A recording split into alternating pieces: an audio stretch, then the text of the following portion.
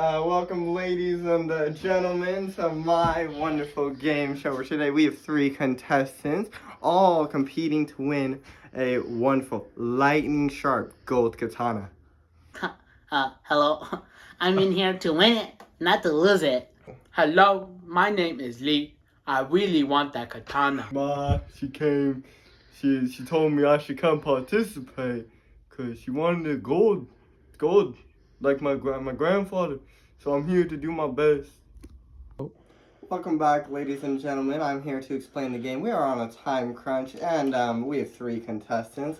And of course, they are going to be given each a question, and they have to, of course, hit the buzzer to, of course, get the point. But, to get the point, they have to answer the question correctly. There's going to be 4 questions directly connected to each person. We have 8 authors today, and we're going to be going through each of them, making sure we get the proper gains of knowledge on them.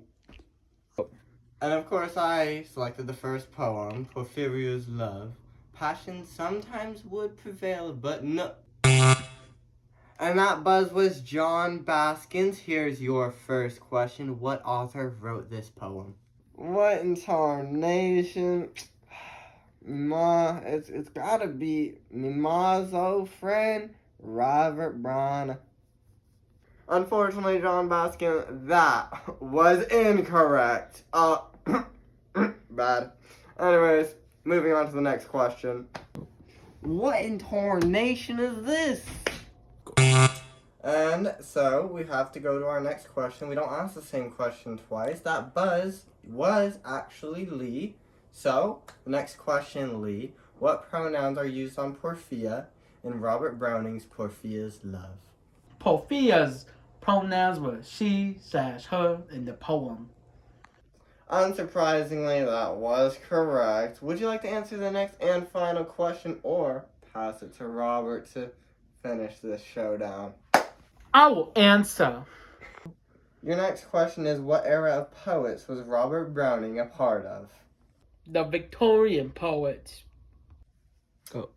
That is correct, and some more interesting facts about Robert Browning, the poet I know so much about, is some more facts about Robert Browning is that an English poet and playwright who lived from 1812 to 1899. That was him. His more common themes were of love, jealousy, and power. He explored psychology and motives of characters, and in his early years loved exploring a career on stage. The next set of questions begins with this. How many lines did the poem The Lime Tree Bower My Prison have?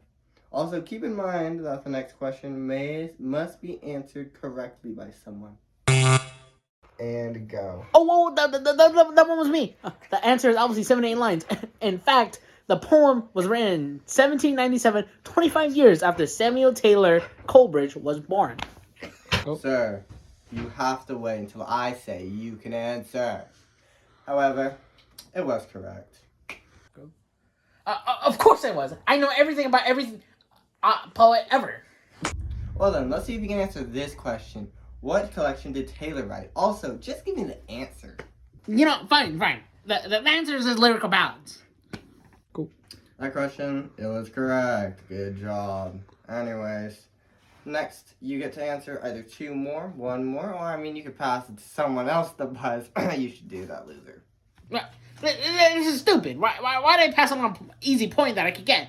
Do the opponents lose points if they get it wrong? This is stupid. What is this system that you made? Okay, fine. You can answer the question then, because it's smart, alright? What is the element name of the drug that Taylor was addicted to help with his chronic pain? 3 and go. You can't be serious. This question makes literally no sense. Opium has no element name, and this has nothing to do with poetry. Unfortunately, that was wrong. Boo-hoo. Alright, next one's going to John. He buzzed during the middle of his question. I believe him. He's got this or something. My mama always told me to watch out for those addictions. I noticed that the chemicals, there's morphine, codeine, and, nocapiperine, and, Therbane. Yeah. My mom always told me that. Hold on, officials are checking. Apparently, the question, it got a little mixed up. It wasn't the elements of opium, it was the active ingredients. Yeah. So, John's answer was actually, it was acceptable. And, you know, of course, I didn't know it was allowed. I didn't know what happened in production. I had nothing to do with it. I just created, like, this game show, you know, and, like, it's actually, I apologize on behalf of my producers. It's their fault. But, anyways, the next question, what college did Taylor attend? But sir, John can't buzz in like that. Wasn't like what? I'm gonna pass it to my Asian brother, Lee. Even though that's not your teammate, we can still pass it to Lee. Sure. Perhaps he believed in God. No, Jesus. He went to Jesus University in Cambridge. And that is actually correct. Some more fun facts about Taylor is what he is best known for. Unlike someone who doesn't know anything, but they're known for The Rime of the Ancient Mariner and his role as a founder of the Romantic literary movement in England. More may be revealed later. Remember that as we review the scores. Alright, so John's at 1, alright? John, do better. My guy, please. You're losing to Robert. But Lee's at 3. Lee, I'm rooting. I'm rooting for Lee. Hey, not everyone's perfect, but I mean, I'm nearly there. And then, of course, Robert. Robert's at 2. Congratulations, Robert. And we'll be back. Hello, we're back from commercial break. And so what we're going to be doing is we're going to be saying poems, all right? So our next question in the poem, Ode to a Nightingale, why does the author personify youth and beauty? Brrr. That buzz? It was Robert. John Keats wrote about beauty and personifying it. That's what everyone always judges people about. I forgot I had my contacts on. Go. And I'm getting word from officials that, unfortunately, you answered the second question as well as the first. I mean, even though you got both of them correctly, you shouldn't have said the author's name. You think you're so smart. You even got emotional. I mean, it's embarrassing. Yikes, you get no points. Honestly, I mean, they're saying they might take your points. In fact, you even lost your turn. Loser. Oh my god. And go. What the fuck? Alright, guys. Unfortunately, someone, loser, Robert, someone got kicked out. And, for privacy reasons, we won't say his name. It has been the first time in our history that security had to take him out. That footage, it's going to show at the end of the show. So watch until the end. But, for now, since his points didn't count, and he still has points, we're just going to give it to John, who's losing right now, just to show fairness. So John gets an extra 2 points. Fun fact about John Keats, the guy we were questioning, since no more questions can be on him because of what happened because of Robert, he was publishing for 4 years before he died of tuberculosis. It's really sad, unfortunate. He was a great author. 4 years he did all this work. Beautiful. Alright, folks, since we have 2 contestants left, we're going to have to be doing something new. Something that I created with my perfectness over here. Unlike someone who just got kicked out.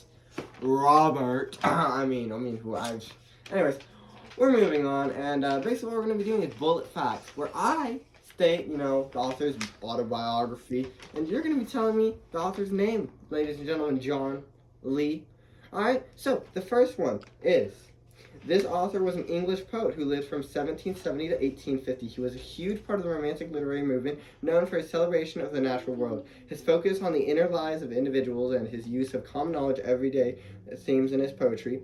Said author's most famous works include Tintern Abbey and The Prelude. Said author spent much of his life in the Lake District of England, which served as a significant source of inspiration for his poetry. Go. And that buzz, it goes straight to my man, Lee. I believe it's William Wordsworth. Action. That is correct, Lee. Good job. You can almost be as strong as me. You don't feel? Anyways, we are now halfway through all the authors. How you guys feeling? Honestly, I'm feeling pretty good. Our score right now is 4-3. Who's excited? I am. Woo woo. Alright, your next description is: this author was born in Chicago, where she lived with her 7 siblings. Said author wrote her first poem when she hit the age of 10. Said author didn't write poetry until high school, when the name The Poet was granted to her. She left high school and attended the Loyola, the University of Chicago, in her 3rd year of high school, when she decided to take it upon herself to take a creative writing class.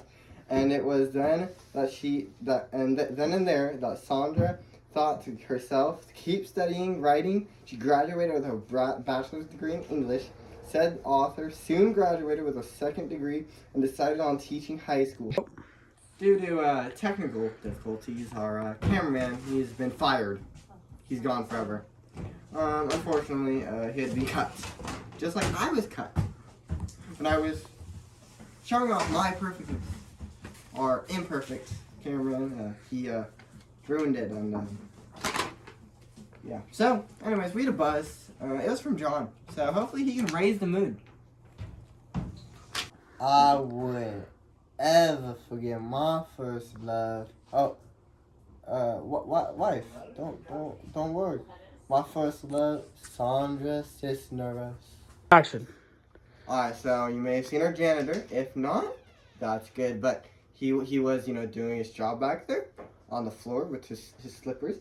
But moving on, guys, we have a tie. Alright, John got it correct, even though he said her last name incorrectly.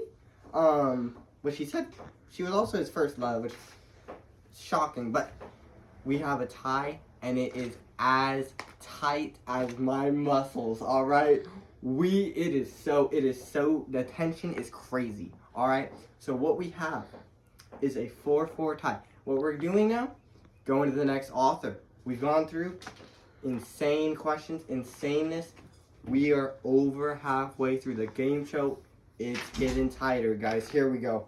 Next description is: this author had a father who wasn't there in her life, a family that lived in poverty, and a limited education. In 1884, she married a guy and soon found out herself not suited for this marriage. During the marriage, said author wrote one of her famous books, The Yellow Wallpaper. She was depressed and took a trip to California, which helped her with her depression. In 1894, she soon divorced her husband and then moved to California, where she wrote poems and stories.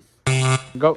And it goes to John. I love me some Rose, and that reminds me of the Gilman from the 1954 black and white science film. Anyways, what was the question? Action.